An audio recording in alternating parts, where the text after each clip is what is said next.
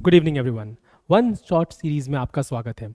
आज जो टॉपिक मैं लेके आया हूं वो है इंपॉर्टेंट वर्ल्ड ऑर्गेनाइजेशंस, तो उनके हेडक्वार्टर्स एंड मोस्ट इंपॉर्टेंट वो कौन सा इंडिसेस क्या रिपोर्ट पब्लिश करते हैं। वेल द थिंग इज कि लेटेस्ट कुछ एग्जाम्स को अगर देखा जाए तो ये ट्रेंड फॉलो हो गया है कि जैसे ग्लोबल इकोनॉमिक प्रोस्पेक्टस रिपोर्ट कौन निकालता है। रैंकिंग तो ये लोग पूछते ही हैं, लेकिन यूपीएससी या एमपीपीएससी या स्टेट सिविल सर्विस या सीजीएल मेंस जैसे एग्जाम में, यूपीएससी सीडीएस या एफकैट जैसे एग्जाम में, अपार्ट फ्रॉम रैंकिंग ये लोग जनरली पूछ रहे हैं कि ये रिपोर्ट कौन पब्लिश करता है या ये रिपोर्ट के फीचर्स क्या हैं।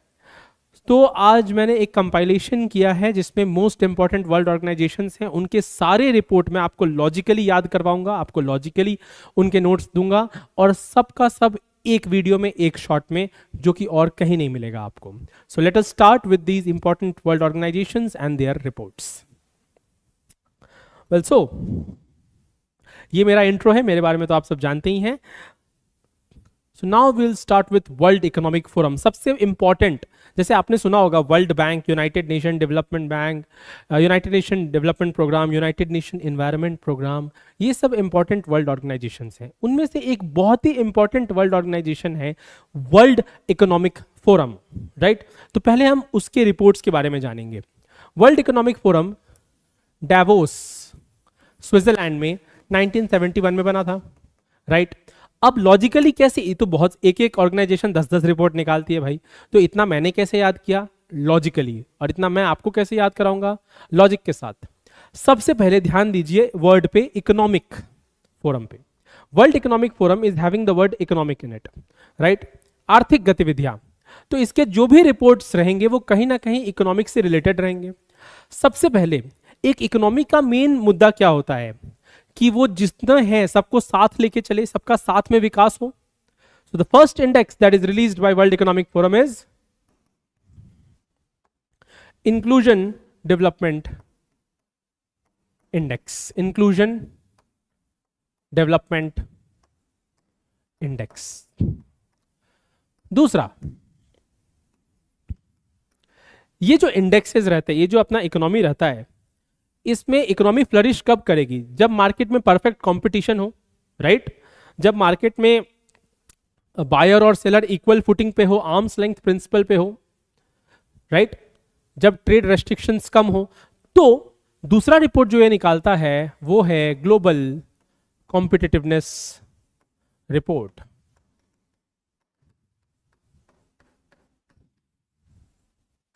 राइट। अब इकोनॉमी, जैसे स्विट्जरलैंड में ज्यादा कुछ नहीं है, लेकिन उसकी इकोनॉमी बहुत ज्यादा है, बहुत स्ट्रांग है। क्यों? Because one of the most frequently visited and widely visited tourist place है इंडिया, वर्ल्ड में। सिमिलरली कश्मीर में क्या है? टूरिज्म है। तो इकोनॉमिक जो कोई भी कंट्री या स्टेट की रहती है, वो उसके टूरिज्म, ट्रैवल, ये सब पे भी ज्यादा डिपेंड करती है, right. So the third index that is given by world economic forum is world travel and tourism index, travel and tourism index. और आजकल किसी भी देश की इकोनॉमी जो है वो किस पे डिपेंड कर रही है? Artificial intelligence, machine learning, deep learning, data science, information technology पे। So information technology plays a key role in the development of the economy. So the next report is global information technology report.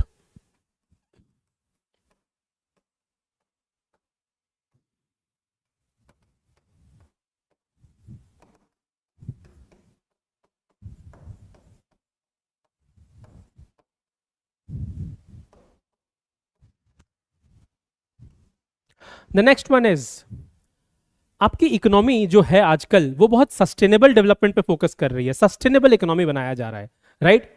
So one more report that World economic Forum gives is related to sustainability, and that is called Global in Environment Performance Index. Because economy आप बढ़ाते जाओ, right, infrastructure बढ़ाते जाओ, लेकिन अगर वो environment को ही deplete करते रहे तो क्या फायदा, राइट। तो इसीलिए इकोनॉमी को सस्टेनेबल वे में बढ़ाना है जिससे एनवायरमेंट भी खराब ना हो। Global environment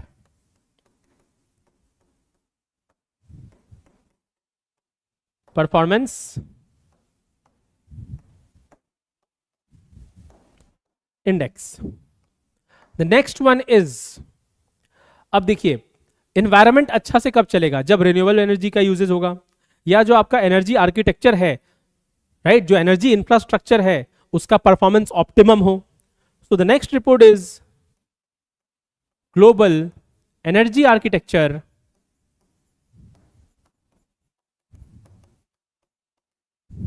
Performance index.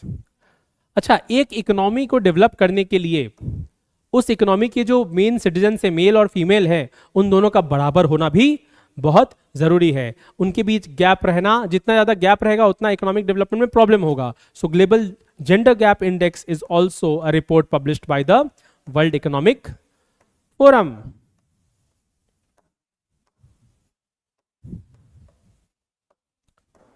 Right, so these are the 7 reports, and one more thing, the latest report that has recently been launched by World Economic Forum. कोई भी कंट्री क्या अपने आत्मनिर्भर अभियान से आगे बढ़ सकती है? नहीं, हर जगह सब कुछ नहीं ना प्रोड्यूस होता है, आपको कहीं ना कहीं किसी और कंट्री पर डिपेंड करना पड़ेगा। मतलब basically mutual cooperation is the needed for the development of an economy, right. इसीलिए क्लोज्ड इकोनॉमी में क्या फायदा, हम लिबरलाइजेशन, प्राइवेटाइजेशन, ग्लोबलाइजेशन जब किए तो उसके पीछे का कारण क्या था कि प्रॉपर एक्सपोर्ट इंपोर्ट हो पाए, जो हम ज्यादा प्रोड्यूस कर रहे हैं वो हम दूसरों को दे पाए, जो हमारे पास जिस चीज की कमी है वो हम दूसरों से ले पाए। So cooperation is very very important for the development of any economic activity, right. Cooperation बहुत जरूरी है, तो इसीलिए global cooperation barometer, this report is also published by the world economic forum.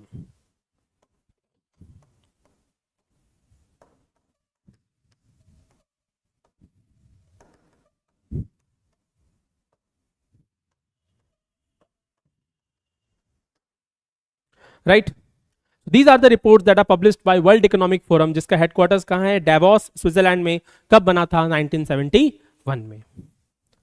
आगे बढ़ते हैं, अब आता है इंटरनेशनल एनर्जी एजेंसी, राइट। इसका हेडक्वार्टर्स कहां है? पेरिस में।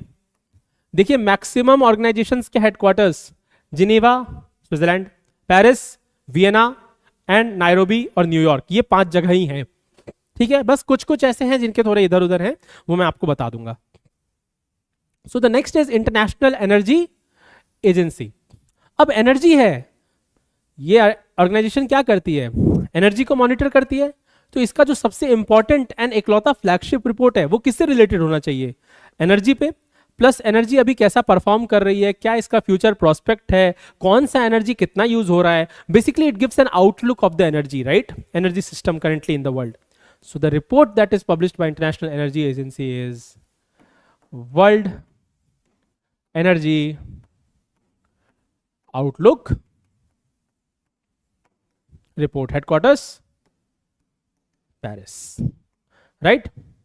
Next organization that I'm going to deal with is UNCTAD. अब भाई इतना बड़ा इसका नाम है, इसका फुल फॉर्म बता देता हूं आपको। United Nations Conference on Trade and Development। कोई बता सकता है इसका हेडक्वार्टर्स कहां है? Well the headquarters is in Geneva, right. Geneva कहां पे है? स्विट्जरलैंड में। अब United nation conference on trade and development basically deals with what? Trade and development. Simple, जितना ज्यादा कोई कंपनी का, जितना ज्यादा कोई कंट्री ट्रेड करेगी उतना ज्यादा ही उसका इकोनॉमिक ग्रोथ, इकोनॉमिक डेवलपमेंट होगा। तो इसका मेन मुद्दा क्या है? केवल ट्रेड, राइट। ट्रेड से डेवलपमेंट भी। एक और है वर्ल्ड ट्रेड ऑर्गेनाइजेशन, वो केवल ट्रेड के प्रोस्पेक्ट्स देखता है, ट्रेड के मेथड्स देखता है, ट्रेड के पॉलिसीज देखता है। जबकि United nation conference on trade and Development it makes policies and gives report related to trade and the development associated with it. तो डिफरेंस याद रखिएगा। Now United nation conference on trade and Development releases the following report. Number 1, देखिए कोई भी country अगर उसका trade अच्छा नहीं होगा तो that will always remain a lesser developed country.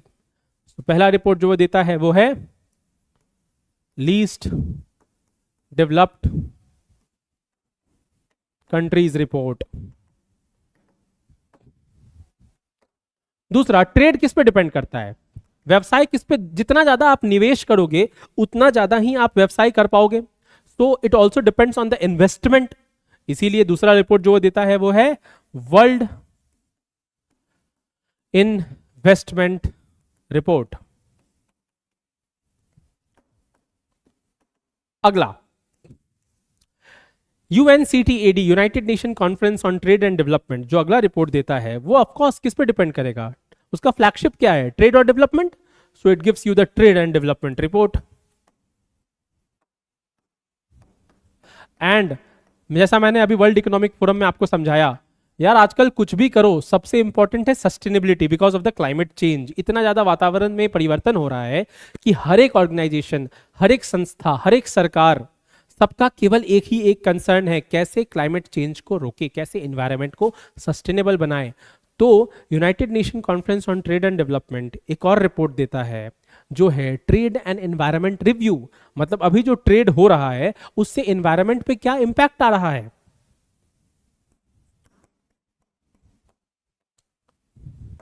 Trade and environment review. Plus आजकल क्या है, ट्रेड किस पे डिपेंड कर रहा है? जनरली क्या हो रहा है आजकल, डिजिटल ट्रेड भी बहुत ज्यादा हो रहा है, डिजिटल इकोनॉमी पे ट्रेड डिपेंड कर रहा है। सो the next report is digital economy report.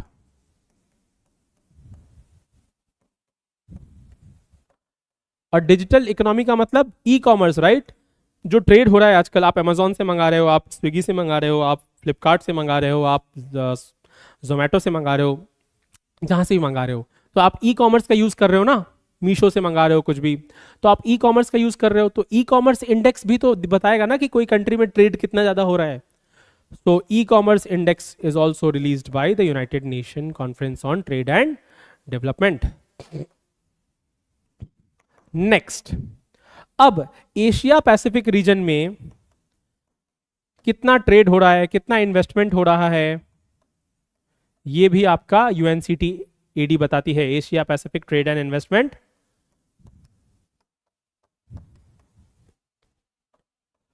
Report. And last but not the least, trade होता कैसे है? आप ट्रेड में बेचते क्या हो? सामान। उस सामान को कॉमर्स या कमर्शियल टर्म्स में क्या बोलते हैं?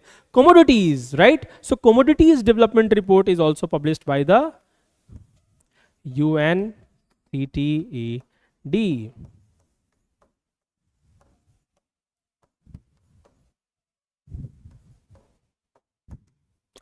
So the next organization that I am coming in is UN Habitat. Habitat मतलब क्या होता है? जहां आप रहते हो, यूनाइटेड नेशन हैबिटेट। ये 1978 में बनाया गया था। इसका हेडक्वार्टर्स है नाइरोबी। नाइरोबी कहां है? कीनिया का राजधानी है। कहां का? कीनिया का। अब मुझे एक चीज बताइए, जनरली आपका हैबिटेट क्या होता है? जिस जगह पे आप रहते हो, ठीक है? और ह्यूमंस का बेसिकली हैबिटेट क्या है? Cities and towns. तो सिटीज एंड टाउन्स का क्या प्रदर्शन है, वहां क्या सस्टेनेबिलिटी है, वहां क्या डेवलपमेंट है, वहां क्या प्रॉब्लम्स है, वहां क्या पॉपुलेशन है, वहां की क्या पॉपुलेशन डेंसिटी है, इन सबको कंपाइल करती है United Nation Habitat. 1978 Nairobi Kenya. इसका रिपोर्ट है World Cities Report, because human habitat is basically confined to cities. मतलब विलेजेस में भी है but most of the world is मतलब ज्यादातर वर्ल्ड का जो डेवलप्ड पॉपुलेशन है वो सिटीज में माइग्रेट कर रहा है, या जो रूरल पॉपुलेशन है वो भी अर्बनाइजेशन की तरफ जा रहा है। तो इसीलिए सिटीज पे इनका मेन फोकस है and the report is World Cities report.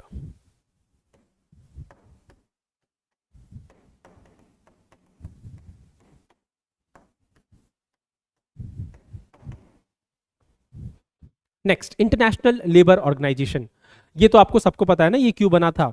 ये इसलिए बना था ताकि जो लेबर्स हैं उनका शोषण ना हो सके, उन्हें प्रॉपर वेज मिले, उन्हें प्रॉपर सोशल सिक्योरिटी मिले, सोशल प्रोटेक्शन मिले, राइट? इकोनॉमी में लेबर बहुत बड़ा रोल प्ले करता है, प्लीज याद रखिएगा। आपका जो भी मैन्युफैक्चरिंग सेक्टर है, एग्रीकल्चरल सेक्टर है, सब तो लेबर पे डिपेंड कर रहा है ना।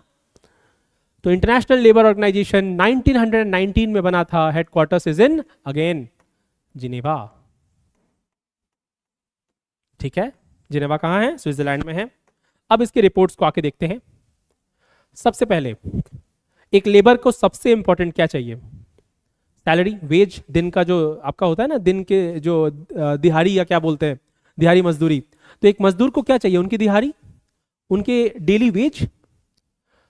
पूरे दुनिया में वेज का जो रिपोर्ट है वो कंपाइल करके देता है International labour Organisation, 1919, headquarters Geneva, Global Wage Report. Second report जो ये देता है, अब लेबर के ऊपर क्या डिपेंड कर रहा है? वर्ल्ड का economic condition plus social condition, right? क्योंकि लेबर तो एक समाज है ना, और हमारा जो मैक्सिमम समाज है बेसिकली वो एग्रीकल्चरल या लेबर सेक्टर से आता है, राइट? या अगर आप देखो, जैसे मान लो मैं पढ़ा रहा हूं तो मैं भी तो एक तरह का लेबर कर रहा हूं।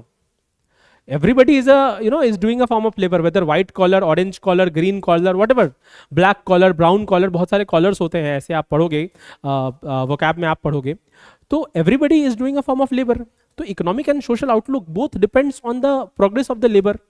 सो इंटरनेशनल लेबर ऑर्गेनाइजेशन एक और रिपोर्ट निकालती है जो है world economy and social outlook report. अगर लेबर्स की कंडीशन सुधरेगी तो सामाजिक व्यवस्था सुधरेगी, सामाजिक व्यवस्था सुधरेगी तो आर्थिक व्यवस्था भी ऑटोमेटिकली सुधरेगी। या अगर उनकी सी economy and social thing, economics and sociology both are linked.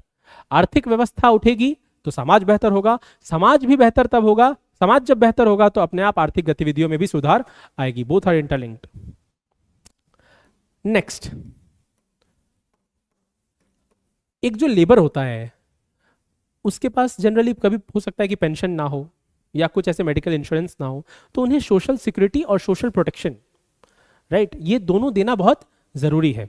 जिसके लिए हमारे इंडिया में बहुत सारे स्कीम्स भी है ना, प्रधानमंत्री श्रम योगी मानधन योजना, फिर आपके छोटे छोटे जो इंश्योरेंस स्कीम है, जीवन ज्योति बीमा योजना, आपका सुरक्षा बीमा योजना, अटल पेंशन योजना, श्रम योगी मानधन मैंने बता दिया, जिसमें अनऑर्गेनाइज्ड लेबर्स जो होते हैं, अनऑर्गेनाइज सेक्टर्स के लेबर, उन्हें पेंशन दी जाती है। तो ये सब बहुत जरूरी है। तो वर्ल्ड में कौन सा देश क्या कर रहा है, इन सबका कंपाइलेशन आईओएल देता है through world social security report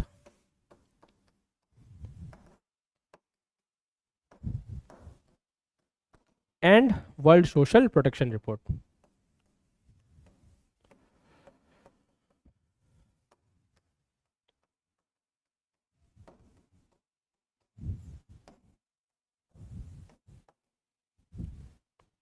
With this we come to the end of International Labour Organization.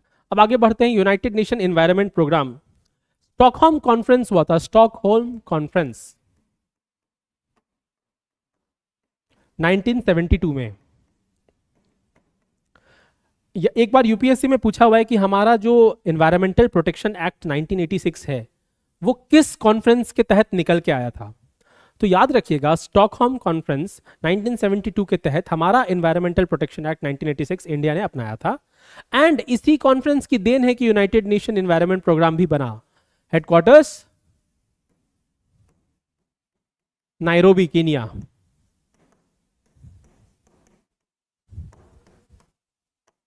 Right, अब यूनाइटेड नेशन एनवायरमेंट प्रोग्राम क्या करता है? United nation environment Programme of course environmental activities को regulate करेगा, देखेगा। तो रिपोर्ट्स किससे related होने चाहिए? एनवायरमेंटल कंडीशन से। अब सबसे ज्यादा एनवायरमेंटल प्रॉब्लम्स आजकल हो रहा है because of the carbon dioxide, nitrous oxide, sulphur oxides emissions, right? So emission gap report is one of its flagship report, emission gap report. फिर पूरे वर्ल्ड का एनवायरमेंट का आउटलुक भी तो इन्हें मेंटेन करना है। So global environment outlook report. And recently अभी इसने एक और इंडेक्स निकाला है। अगर आप खाना फेंकते हो, यार देखो उस खाना बनाने के लिए कितना pesticides, chemicals, fertiliser, human effort, कितना कुछ लगता है। तो अगर हम खाना फेंकते हैं तो कहीं ना कहीं हम एनवायरमेंटल एक्शंस, एनवायरमेंटल जो कंडीशंस हैं उसके साथ छेड़छाड़ कर रहे हैं। So food waste index is also one of the very important reports given by united nation environment programme. Food waste index, right? So ये तीन ही इंपॉर्टेंट रिपोर्ट है जो यूनाइटेड नेशन एनवायरनमेंट प्रोग्राम से रिलेटेड है। Next, food and agricultural organisation, इसका headquarters कहाँ है? रोम। कहाँ है? रोम। आप सबको पता है रोम इटली का कैपिटल है, राइट? अब फूड एंड एग्रीकल्चर ऑर्गेनाइजेशन किससे डील करेगा? खाद्य पदार्थों से। अब जनरली आपका खाना पीना और एग्रीकल्चरल की चीजें किस पे डिपेंड करती है? फॉरेस्ट पे, एक्वाकल्चर पे, मतलब फिशरी पे। तो इसके जो दो फ्लैगशिप रिपोर्ट्स हैं वो इन्हीं दोनों से रिलेटेड हैं। State of the world forest report. यार एग्रीकल्चर बेसिकली, एग्रीकल्चरल जो प्रोड्यूसेस होते हैं या खाना जो होता है, अल्टीमेट उसका सूत्र कहाँ रहता है? जंगल में ही ना। वहीं से तो आती हैं सारी चीजें, वहीं से तो लकड़ी आता है, वहीं से तो पेड़ पौधा आता है। So state of the world forest report. Next,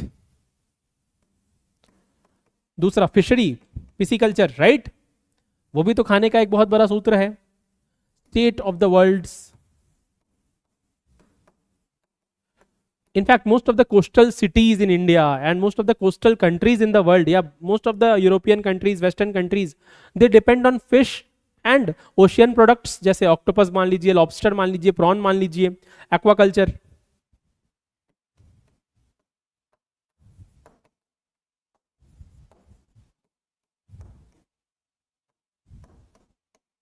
State of the world's fisheries and aquaculture report, it was another very important organization। अब आगे बढ़ते हैं। World Intellectual Property Organisation. Suppose intellectual property क्या होता है? जैसे मान लीजिए, जैसे ये है ना,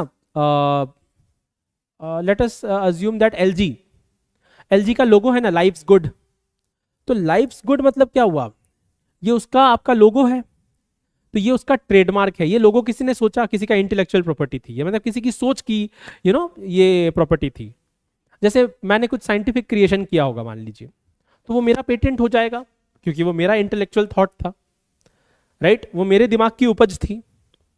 सिमिलरली अब किसी गीतकार ने गीत लिखा तो वो उसका कॉपीराइट हो जाएगा। तो ये जो ट्रेडमार्क, कॉपीराइट और पेटेंट, यही तो इंटेलेक्चुअल प्रॉपर्टी है ना, राइट? तो एक ऐसा ऑर्गेनाइजेशन है तो जो इंटेलेक्चुअल प्रॉपर्टीज के related rules, regulations and compilations बनाता है, and that is called World Intellectual Property Organisation. Headquarters is in Geneva, of course. इसके दो बहुत इंपॉर्टेंट रिपोर्ट है। जैसे इंटेलेक्चुअल चीजों से क्या होता है? आप आइडिया कुछ देते हो, उस आइडिया से इनोवेशन होता है, इन्वेंशन होता है। So innovation is is the biggest example of intellectual property. अब जैसे मान लीजिए आज मोबाइल फोन्स में कई सारे कैमरा हैं, कई स्लॉट है सिम रखने के लिए, या आर्टिफिशियल इंटेलिजेंस है, कितना कुछ, चैट जीपीटी है, ये सब इनोवेशन है ना। ये भी तो आपकी इंटेलेक्चुअल, आपकी बुद्धि की सोच समझ से हुआ है। So this is known as Global Innovation Index. एक इंडेक्स है जो कि वीपो निकालता है, वर्ल्ड इंटेलेक्चुअल प्रॉपर्टी ऑर्गेनाइजेशन। किस चीज के लिए? वर्ल्ड में किस लेवल पे इनोवेशन हो रहा है उसको मापने के लिए। सो ग्लोबल इनोवेशन इंडेक्स। रिसेंटली 2024 में जो इसका रिजल्ट आया है उसमें स्विट्जरलैंड हैज टॉप्ड और इंडिया का स्कोर, इंडिया 39th पोजीशन पे। 2024 की रिपोर्ट की मैं बात कर रहा हूं, 2024। ये नोट डाउन कर लीजिएगा, अभी 25 में तो आएगा नहीं अभी ये रिपोर्ट, तो 25 में जितने एग्जाम से उसमें ये पूछ सकता है, राइट? दूसरा, वर्ल्ड में क्या क्या इंटेलेक्चुअल प्रॉपर्टीज बनी, तो उसके लिए भी वीपो निकालता है world Intellectual property report. Next, reporters without borders. ये एक बेसिकली नॉन गवर्नमेंट ऑर्गेनाइजेशन है जो 2002 में बनी थी और इसका हेडक्वार्टर्स है पेरिस। ये बेसिकली बताता है कि जो देश की मीडिया है वो मीडिया कितनी स्वतंत्र है, वो मीडिया सरकार के प्रोज एंड कॉन्स को कितना ज्यादा, कितना डेप्थ में, कितने डिग्रीज ऑफ फ्रीडम के साथ पब्लिक तक पहुंचा पाती है। तो इसका जो रिपोर्ट है वो है वर्ल्ड प्रेस यानी मीडिया, उनका freedom index, world press freedom index. इसमें इंडिया की जो रैंक थी 2024 में वो 159 थी आउट ऑफ 180 कंट्रीज। किसने टॉप किया? ऑफ कोर्स ये स्वीडन, नॉर्वे, डेनमार्क, ये जितने स्कैंडिनेवियन और नॉर्डिक कंट्रीज है ना, यही हर चीज में टॉप करते हैं। तो नॉर्वे टॉप्ड इट।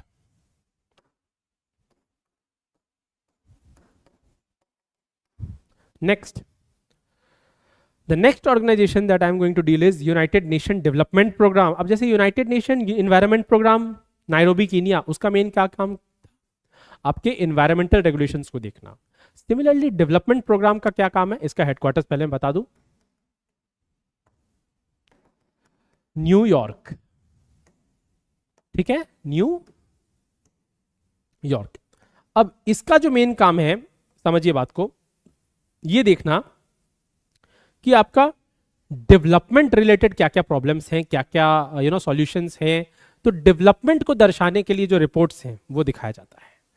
अब डेवलपमेंट मतलब किसका development? Human development. So the first report is Human development report. अब ये तो रिपोर्ट है, इसमें कंपाइलेशन होगा, क्या क्या पैरामीटर्स पे मापा गया। अब उसके अकॉर्डिंग ये एक इंडेक्स बनाते हैं जिसमें ये डिफरेंट कंट्रीज को रैंक करते हैं। So second report is Human Development Index. Third, अगर इंसान गरीब है तो वो कैसे डेवलप करेगा? Poverty plays a very important role in development ना। पॉवर्टी जितना गिरेगा उतना डेवलपमेंट ऊपर जाएगा। और मल्टी डायमेंशनली पुअर मतलब क्या है? मल्टी डायमेंशनल मतलब 10 डायमेंशन में मापा जाता है, बेसिकली 10 पैरामीटर्स में, कि किसमें कौन कितना गरीब है। जैसे उसमें एजुकेशन हो गया, हेल्थ हो गया, आपका न्यूट्रिशन हो गया, खाना पीना हो गया, स्टैंडर्ड ऑफ लिविंग हो गया। तो मल्टी डायमेंशनल पॉवर्टी इंडेक्स। अब सेकंड, दूसरा चीज, अगेन जैसे जेंडर के बीच जो गैप था ना वर्ल्ड इकोनॉमिक फोरम में, डेवलपमेंट तब भी तो नहीं होगा ना अगर जेंडर्स जो हैं मेल और फीमेल उनके बीच इनइक्वालिटी ज्यादा रहेगी। तो so gender inequality index is also measured by the United Nation Development Programme, right. अब अगले ऑर्गेनाइजेशन पे आते हैं जो है World Wild Fund, WWF for nature. इसका हेडक्वार्टर्स है Gland which is in Switzerland. ठीक है, ये जो ऑर्गेनाइजेशन है, नाम से पता चल गया होगा, world Wild fund for nature, ये वाइल्ड लाइफ पे ज्यादा डिपेंड करता है। ये आपका देखता है कि जो आपका फॉरेस्ट है उससे एनर्जी कितना आ रहा है, लिविंग कंडीशंस कैसा है वाइल्ड लाइफ के लिए। इसका जो फ्लैगशिप रिपोर्ट है वो है the energy report.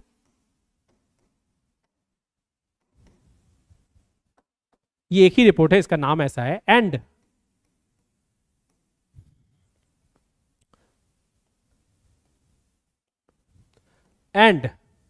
Living planet report, कि हम जिस धरती पे अभी रह रहे हैं वहां का स्थिति कैसा है, वहां पे फ्लोरा एंड फौना कैसे सरवाइव कर रहे हैं, कंडीशंस कैसा है उनके लिए, सस्टेनेबिलिटी है कि नहीं।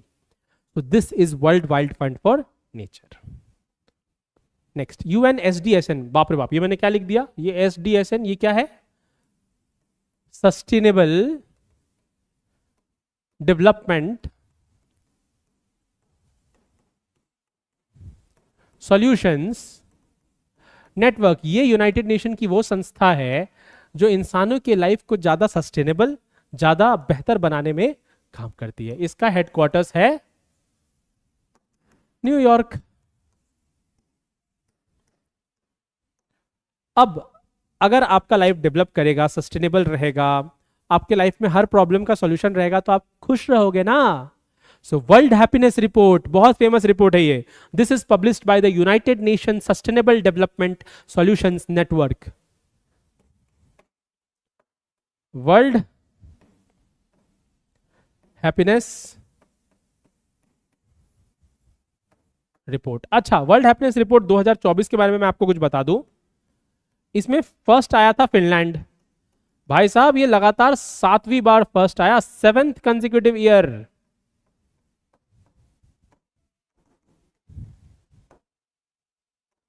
राइट। दूसरा, इंडिया की रैंक क्या थी? 126। कितने देश का मापा जाता है? 143 का। और बॉटम पे कौन था? Afghanistan was at the bottom, मतलब 143वें नंबर पे।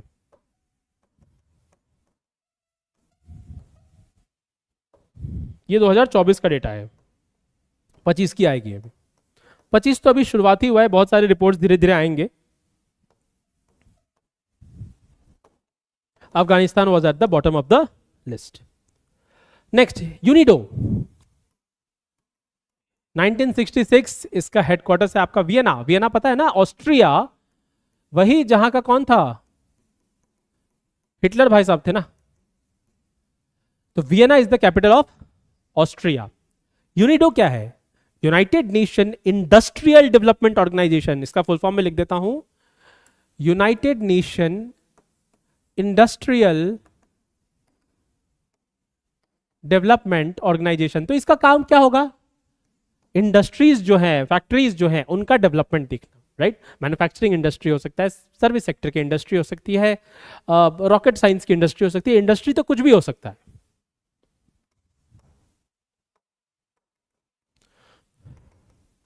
Right, UNIDO, United Nation Industrial Development Organisation, UNIDO 1966 Vienna. इसका फ्लैगशिप रिपोर्ट क्या होगा? इंडस्ट्रीज की डेवलपमेंट से होगा।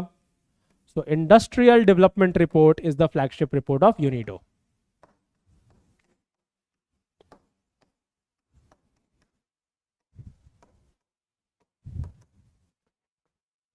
Next, UNODC, United nation office on drugs and Crime. बहुत ही खतरनाक ऑर्गेनाइजेशन है ये। इसका सेक्रेटारिएट कहां है, यानी हेडक्वार्टर्स कहां है? Again Vienna. किसकी राजधानी? ऑस्ट्रिया की। अब इसके फ्लैगशिप रिपोर्ट्स आप याद कीजिए, देखिए। सबसे पहला ड्रग, राइट, तो वर्ल्ड ड्रग रिपोर्ट, दुनिया में ड्रग की क्या हेरा फेरी हो रही है, किस देश में कितना है, कौन कितना इस्तेमाल कर रहा है। दूसरा, क्राइम भी तो है।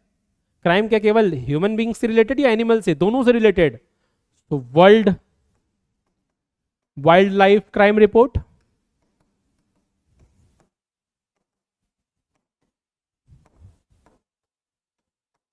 एंड ह्यूमन ट्रैफिकिंग पे भी है। ह्यूमन ट्रैफिकिंग भी तो ह्यूमन रिलेटेड एक क्राइम है। Report on human trafficking.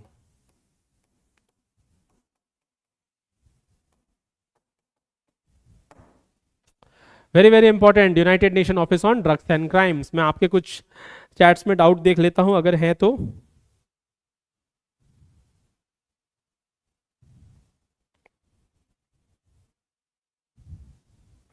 ये जो आपका यस वाइल्ड लाइफ क्राइम है, हाँ, इस पे एक report financial action task force भी निकालता है।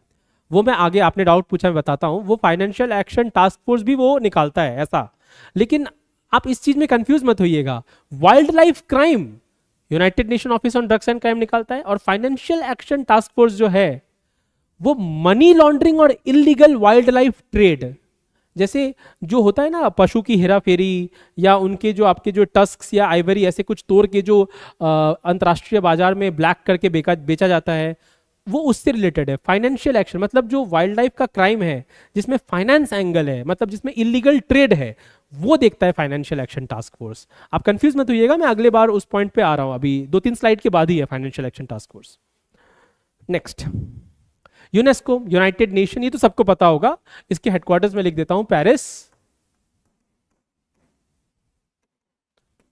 यूनेस्को तो आपको पता ही है, United Nation Educational, scientific and cultural Organisation. Education, scientific temper और कल्चरल डेवलपमेंट, ये तीनों कौन देखता है? यूनेस्को देखता है। बहुत ही फेमस ऑर्गेनाइजेशन है। इसके फ्लैगशिप रिपोर्ट्स क्या है? एजुकेशन है ना, सो ग्लोबल एजुकेशन मॉनिटरिंग रिपोर्ट, ये पूरे वर्ल्ड में मॉनिटर करता रहता है कि पढ़ाई लिखाई का अभी स्तर कैसा है, उसका स्टैंडर्ड कैसा है। दूसरा, मुझे एक चीज बताइए, हमारे जो वर्ल्ड हेरिटेज साइट्स है ना, जैसे अभी रिसेंटली मोयदाम, असम का मोयदाम को इंडिया का 43rd UNESCO world heritage site मिला। शांति निकेतन, फिर आपका रानी की भाव, फिर आपका गरबा डांस भी यूनेस्को इंटेंजिबल कल्चरल हेरिटेज है, दुर्गा पूजा है, फिर आपके काजीरंगा नेशनल पार्क है, ठीक है। तो जो हेरिटेज साइट्स कौन आइडेंटिफाई करता है? यूनेस्को ना। तो अगर हेरिटेज, वर्ल्ड के हेरिटेज डेंजर में रहेंगे, मुश्किल में रहेंगे, तो उसको देखने का काम भी किसका है? यूनेस्को का। So the another report that is publishes is world heritage in danger list, ठीक है, अंडरस्टूड। सिमिलरली एक और इंडेक्स ये रिसेंटली निकालता है, जेंडर पैरिटी इंडेक्स। मतलब वही, जैसे जो जेंडर है मेल फीमेल, उनके बीच इक्वालिटी कितनी आई है। क्यों? Because of the world social. देखो, कल्चरल के लिए world heritage in danger list, education के लिए ग्लोबल एजुकेशन मॉनिटरिंग रिपोर्ट, और सोशल सामाजिक तत्वों के लिए जेंडर पैरिटी इंडेक्स। तो ये तीनों रिपोर्ट निकालता है अपने नाम के अनुसार, educational, scientific and cultural organisation. Next, Transparency International. अच्छा, ट्रांसपेरेंसी मतलब पारदर्शिता। ये क्या चीज दर्शाता है? सरकार के कामकाज को। ये बेसिकली देखो, अगर सरकार ट्रांसपेरेंट है अपने फंक्शंस में, अपने काम में, तो करप्शन नहीं होगा। तो ट्रांसपेरेंसी इंटरनेशनल, जिसका हेडक्वार्टर्स है बर्लिन, बर्लिन कहां है? जर्मनी की राजधानी, राइट। ये करप्शन रिलेटेड सारे रिपोर्ट निकालता है। पहला, दुनिया में किस लेवल की करप्शन चल रही है, ग्लोबल करप्शन रिपोर्ट। दूसरा, करप्शन कितना पकड़ा जा रहा है या कितना समझ में आ रहा है, करप्शन परसेप्शन इंडेक्स। यही दो इसकी मेन फ्लैगशिप रिपोर्ट है, right. Transparency international, headquarters Berlin, Germany की राजधानी। नेक्स्ट, WHO, बहुत ही छोटा और प्यारा सा ऑर्गेनाइजेशन, लेकिन काम बड़े बड़े करता है। Headquarters is in Geneva. कहां का राजधानी है ये? स्विट्जरलैंड का। अब हेल्थ के लिए ये बहुत सारे, जैसे इसने अभी रिसेंटली चालू किया है डिजिटल हेल्थ का एक initiative, that is global initiative on digital health. फिर हेपेटाइटिस बहुत एक बड़ा प्रॉब्लम है जो वर्ल्ड में बहुत लोगों को है, तो ग्लोबल हेपेटाइटिस रिपोर्ट।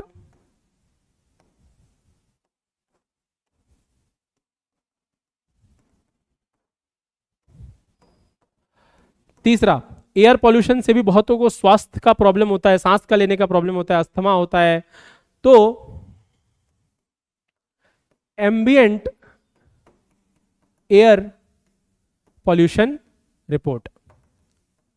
मुझसे एक क्लास में एक जन ने डाउट पूछा था, सर ये air pollution report World Health Organisation निकालती है ना, तो एक एयर क्वालिटी रिपोर्ट भी होती है। कंफ्यूज मत कीजिएगा, वो जो एयर क्वालिटी रिपोर्ट है, उसको मैं यहां से दूसरे पेन के कलर से लिख दे रहा हूं। जो आपकी एयर क्वालिटी रिपोर्ट है,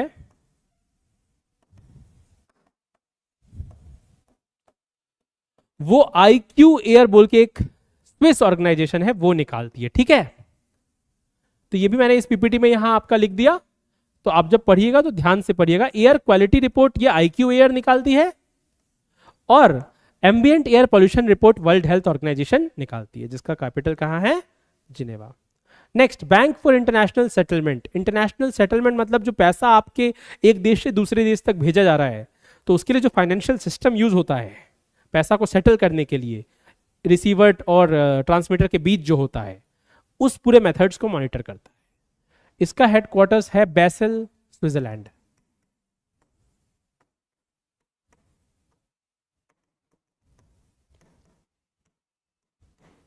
ठीक है, ये एक ही रिपोर्ट निकलता है, ग्लोबल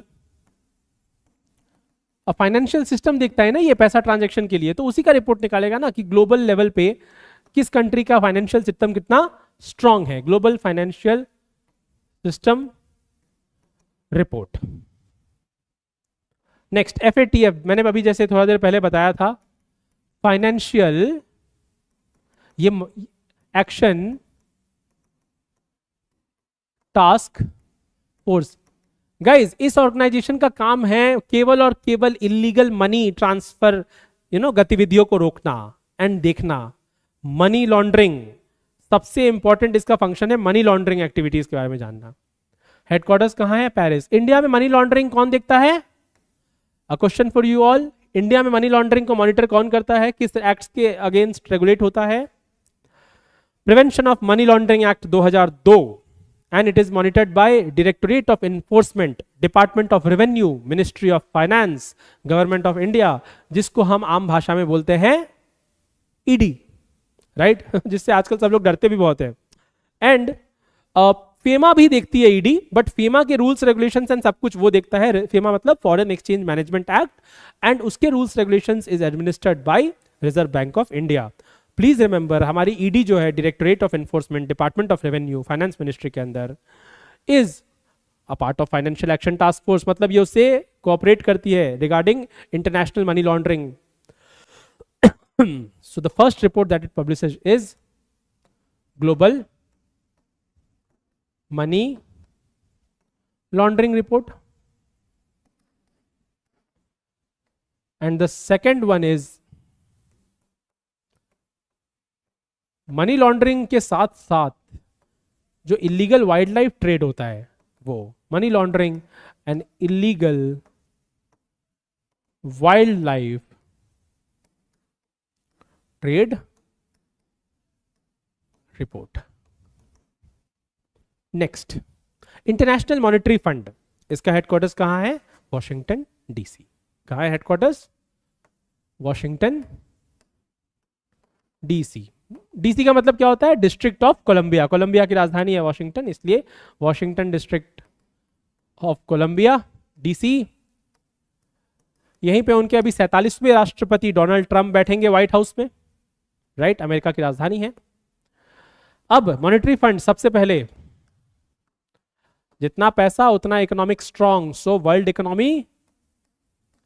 इकोनॉमिक आउटलुक रिपोर्ट। पैसा मतलब फिस्कल ग्रोथ।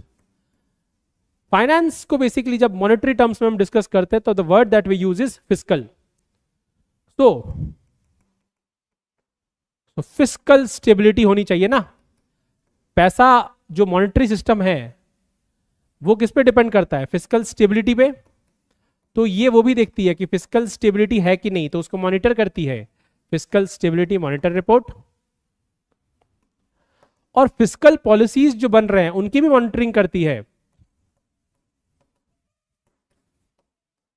देखने के लिए कि जो आर्थिक नीतियां बन रही हैं वो आपका इंटरनेशनल मार्केट के रेगुलेशंस पे है कि नहीं, इंटरनेशनल मार्केट स्टैंडर्ड्स पे है कि नहीं, right?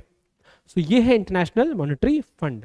Next is OECD, Organisation for Economic cooperation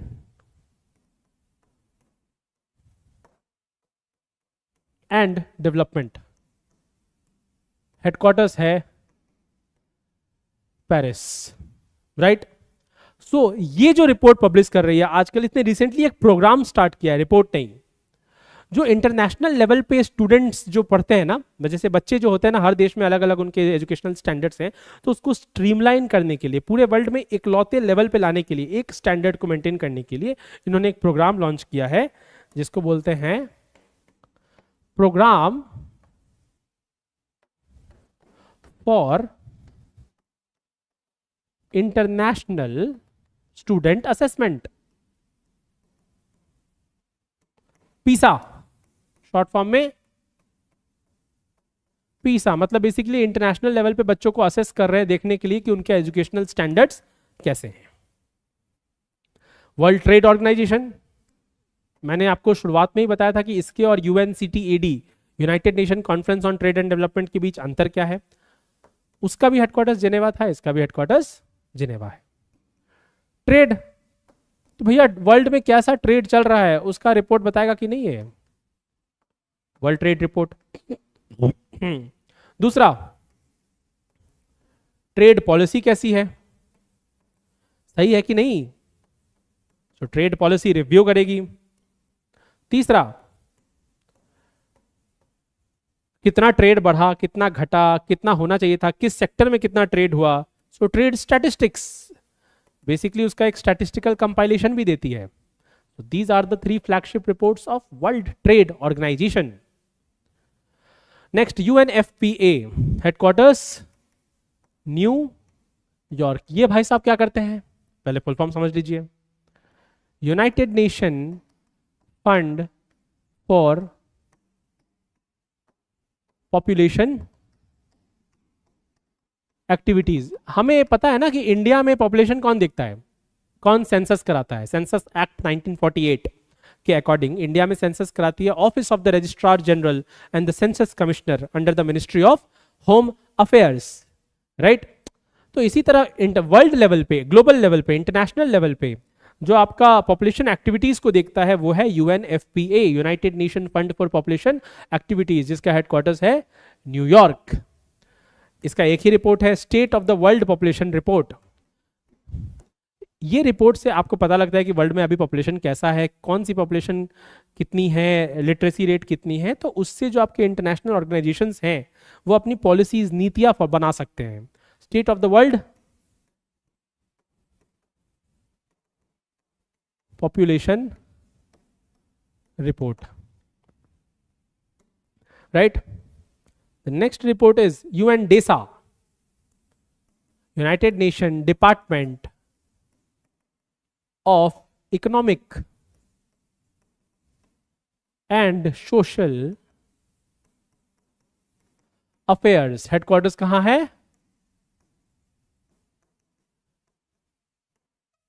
new York. अब डेसा, यूनाइटेड नेशन डेसा, ये इकोनॉमिक और सोशल कंडीशंस के जो कंडीशंस हैं अभी इनको एक साथ कोरिलेट करती है.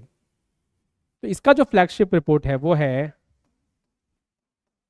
World Economic Situation Prospects report. मतलब अभी क्या सिचुएशन है उसको बहुत माइन्यूटली देखती है और इकोनॉमिक कंडीशन जो अभी है वो समाज पे क्या इफेक्ट डालती है. World Economic Situation Prospects report.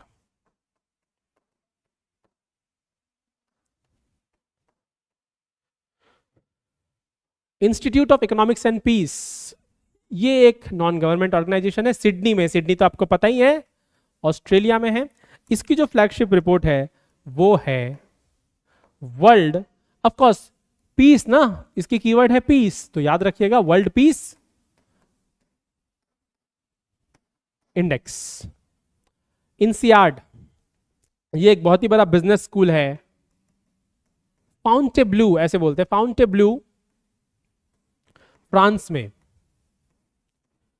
अब बिजनेस स्कूल है यानी एजुकेशनल इंस्टीट्यूशन है, तो ये लोगों के कंपटीशन, जो टैलेंट होता है ना, टैलेंट के ऊपर रिपोर्ट देता है और टैलेंट कैसे कंपटीशन को बढ़ावा देता है. So Global Talent Competitiveness Report. इसमें भी रिसेंटली स्विट्जरलैंड ने टॉप किया था. Next is World Bank, another very important organisation. ये तो बहुत ज्यादा काम करता है. देखो सबसे पहले वर्ल्ड बैंक जो है, बैंक से क्या होता है, बिजनेस होता है, आपको लोन मिलता है. बैंक में आप पैसा रखते हो, आपको इंटरेस्ट मिलता है, आप एकदम टेंशन नहीं रहता कि घर में पैसा रखेंगे चोरी वोरी हो जाएगा. तो बेसिकली वर्ल्ड बैंक भी क्या करता है, वर्ल्ड में दूसरे ऑर्गेनाइजेशंस को लोन देता है, कंट्रीज को लोन देता है, तो ये बिजनेस बढ़ाता है. So Ease of Doing Business Index कौन निकालेगा, वर्ल्ड बैंक. ये आपके जीने की सुविधाएं बढ़ाता है, तो ईज ऑफ लिविंग इंडेक्स कौन निकालेगा, वर्ल्ड बैंक. जो इंसान है, ह्यूमन कैपिटल, वो भी तो किस पे डिपेंड करता है, पैसों पे. ह्यूमन कैपिटल कब इंप्रूव होगा, जैसे अगर बैंकिंग कंडीशन और इकोनॉमिक कंडीशन बढ़ती है तो लोगों के पास ज्यादा लोन मिलेगा, वो ज्यादा बिजनेस कर पाएंगे, बिजनेस ग्रोथ होगा, बिजनेस ग्रोथ होगा तो ह्यूमन डेवलपमेंट और ह्यूमन कैपिटल भी बढ़ेगा. तो ह्यूमन कैपिटल रिपोर्ट. अच्छा, बैंक अगर इजीली लोन देती है या बैंक अगर ट्रांजैक्शन को फैसिलिटेट करती है तो सर्विसेज और जो ट्रेड है उसमें जो रेस्ट्रिक्शन है वो भी कम होगी. So services trade restriction index. Right. दूसरा, आपके पास अगर पैसा है, आपका पैसा सिक्योर है और बढ़ रहा है, तो बैंक्स आजकल इंश्योरेंस भी देती हैं. तो आपके पास अगर एक्स्ट्रा पैसा रहेगा तो आप अपने हेल्थ को, अपने लाइफ को भी कवर कर सकते हो, इंश्योर कर सकते हो. So universal health coverage index.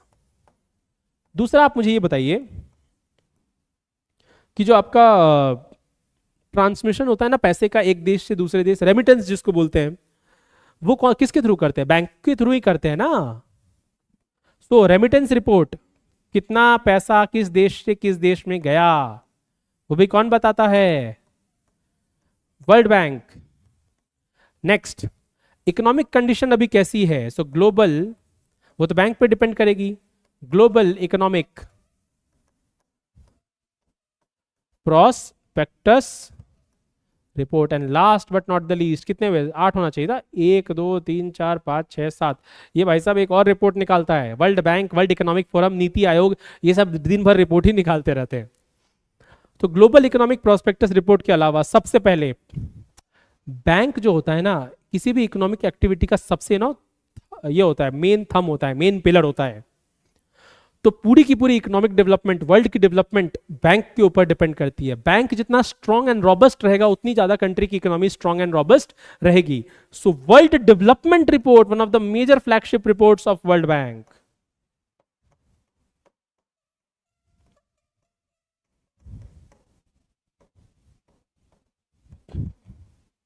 Next, Oxfam, ये एक नॉन गवर्नमेंट ऑर्गेनाइजेशन है कीनिया में, नायरोबी कैपिटल ऑफ कीनिया। ये एक ही रिपोर्ट निकालती है। ये दुनिया में जो इनइक्वालिटी है ना, गरीब ज्यादा गरीब होते जा रहा है, अमीर ज्यादा अमीर होते जा रहा है, उसके कारण जो एक वर्ल्ड में सोसाइटी में जो क्राइसिस होती है ये उसको मापता है। So global inequality crisis report. Next, United states chamber of commerce, headquarters Washington DC. ये भी इंटेलेक्चुअल प्रॉपर्टी मेजर करता है, लेकिन ये इंटेलेक्चुअल प्रॉपर्टी का इंडेक्स बताता है, मतलब किस देश के पास कितना ज्यादा इंटेलेक्चुअल प्रॉपर्टी है। इसमें लास्ट कई सालों से अमेरिका ही टॉप कर रहा है, खुद ही बनाता है, खुद ही निकालता है, खुद ही टॉप करता है। इंडिया की रैंक 43 44 45 ऐसे रहती है।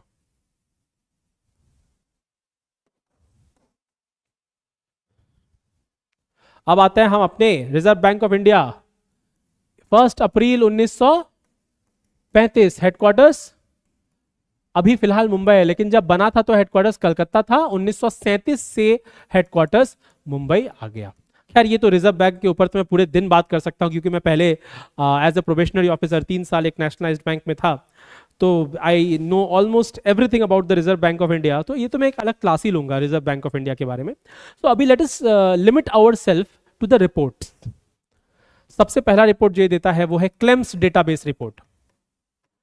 Claims database report which is के से कैपिटल, ऐसा सी से होना चाहिए लेकिन के से कर रहे हैं क्योंकि वो लोग अब ऐसा नाम दिया, नेमिंग है। Labour, energy, material and services, ये सब इकोनॉमिक कंडीशन के लिए बहुत मेजर रोल प्ले करते हैं। दूसरा जो इन भाई साहब का रिपोर्ट है वो है फाइनेंशियल इंक्लूजन इंडेक्स, कितने लोगों के पास बैंकिंग अकाउंट्स हैं। दूसरा जो ये रिपोर्ट करता है वो है फाइनेंशियल स्टेबिलिटी रिपोर्ट, क्योंकि फाइनेंशियल स्टेबिलिटी मेंटेन कौन करता है इंडिया में, मॉनेटरी पॉलिसीज कौन बनाता है, रिजर्व बैंक ऑफ इंडिया। अगला रिपोर्ट है कंज्यूमर कॉन्फिडेंस सर्वे, कि जो बैंक के कस्टमर्स हैं उनको बैंक के ऊपर कितना भरोसा है, ये भरोसा मेंटेन कौन करता है, reserve bank of India through it's strict regulation. Reserve bank he regulate करता है ना मनी मार्केट को और बैंकिंग सिस्टम को। नेक्स्ट क्या है, report on trends and progress in banking, banking sector में अभी क्या प्रोग्रेस हो रहा है, क्या ट्रेंड है, ये सब भी कौन बताता है, reserve bank of India. And last but not the least, it releases the report of OBICUS. OBICUS क्या होता है, मैन्युफैक्चरिंग सेक्टर के लिए निकालता है आरबीआई।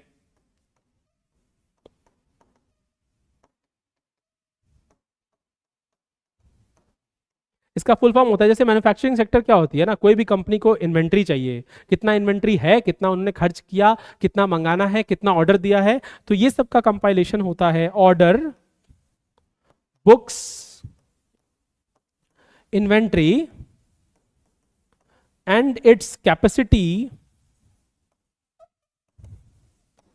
utilization survey, राइट ये सारी रिपोर्ट्स आपका आरबीआई रिलीज करता है.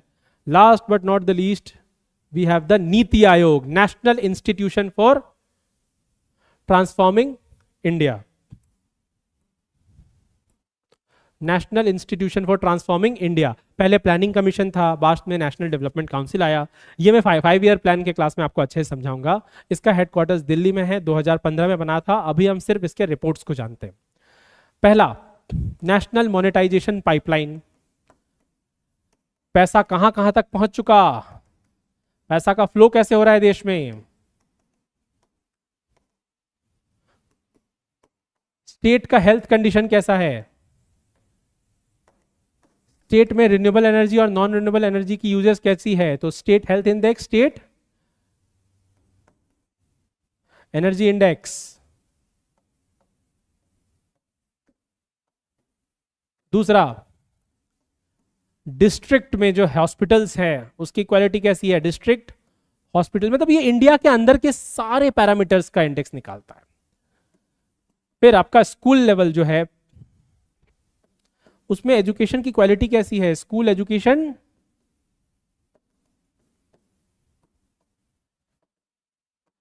Quality index. Next, agriculture sector कैसा परफॉर्म कर रहा है, एग्रीकल्चरल ट्रांसफॉर्मेशन इंडेक्स.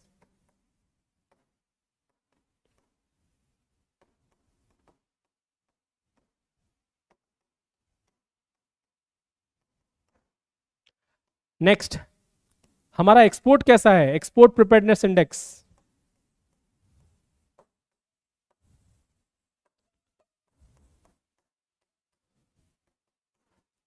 अगला, जो आपका वाटर मैनेजमेंट है, वाटर हम कैसे मैनेज कर रहे हैं, क्योंकि बहुत जगह वाटर क्राइसिस भी है ना. Composite water management index. फिर इंडिया के अंदर इनोवेशन कैसा हो रहा है, India innovation index. Global level पे नहीं, हम नीति आयोग केवल इंडिया लेवल पे मापता है. फिर यहां पे सस्टेनेबल डेवलपमेंट गोल्स फॉलो हो रहे हैं कि नहीं, sustainable development goals India index, right. इसके अलावा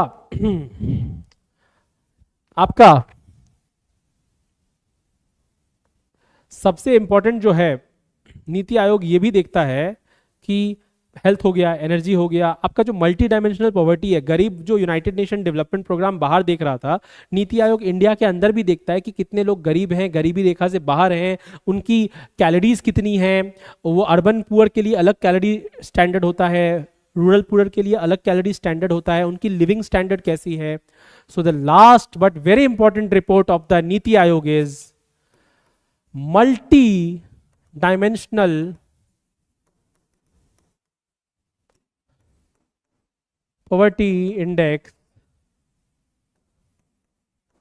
इंडिया, मतलब ये केवल इंडिया के लिए करता है. So with this we come to the end of all important world organizations and their headquarters. हाँ, ये चैप्टर थोड़ा सा टफ है टू मेमोराइज, बट मैंने जिस तरह से खुद याद किया था इन सारी चीज़ों को, उसी वे में मैंने आपको प्रेजेंट किया है. आई होप ये आपके काम आएगा. And this is very very important, please ये पीपीटी आप रख लेना. इसके खुद के नोट्स बनाने हैं तो बना लेना. इसके मैं एमसीक्यूज भी कराऊंगा for better consolidation of facts from UPSC, MPPSC, even CGL mains, CDS and AFCAT. This is very very very important. So with this we come to the end of our one short video for today. अगले class में मैं आपके लिए लेके आ रहा हूँ 5-year plans and important sessions of Indian National Congress in one shot. Bye. Thank you. Good night.